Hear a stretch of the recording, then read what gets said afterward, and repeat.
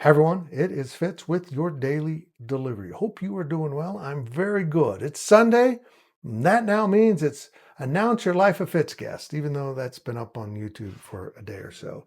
Erick Harper, former Kansas State safety and athletic administrator, is in the crosshairs of Life of Fitz. It was a great discussion. I really enjoyed talking to Erick.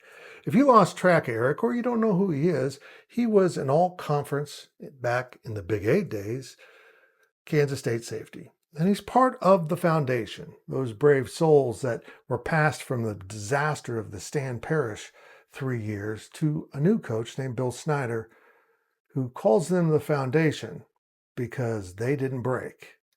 They built everything upon the backs of these guys that stuck around and found a way to win a game in Snyder's first year of 1989 and then built the momentum that led to everything we enjoy now. Harp was a part of that. He lived it.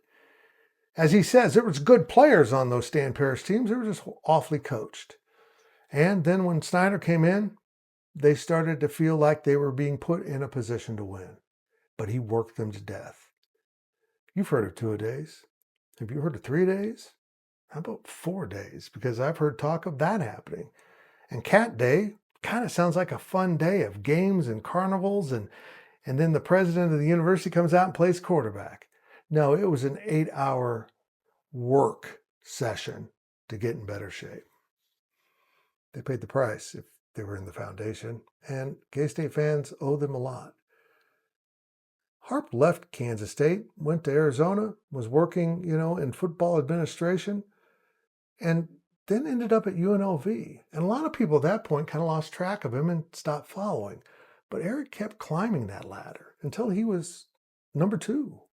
And when the former AD went to Missouri, Erick Harper became the AD in 2022, I believe. This is his 4th year. And he's doing a whale of a job.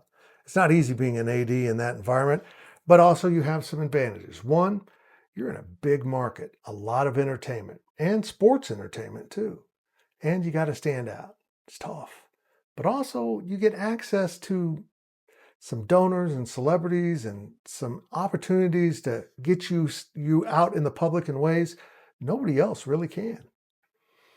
And Harper's raising money. He knows that at UNLV, as they transition into the future along with everyone else, they got to keep the facilities up if they want to climb up.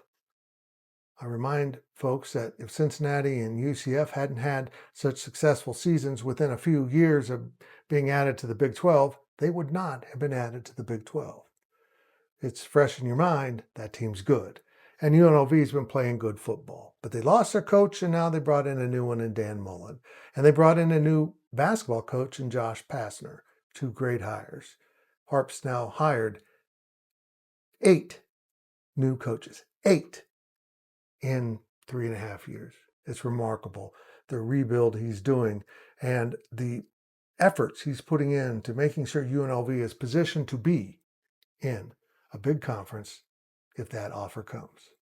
Erick Harper on the Life of Fitz, dropping Monday at 10 a.m. Central with a premiere on YouTube and all podcast networks, and then showing up after that premiere is done at 11 a.m. at GoPowercat. If you're not subscribing to GoPowercat, you need to do so. 50% off. It ends soon, and the Life of Fitz will carry on.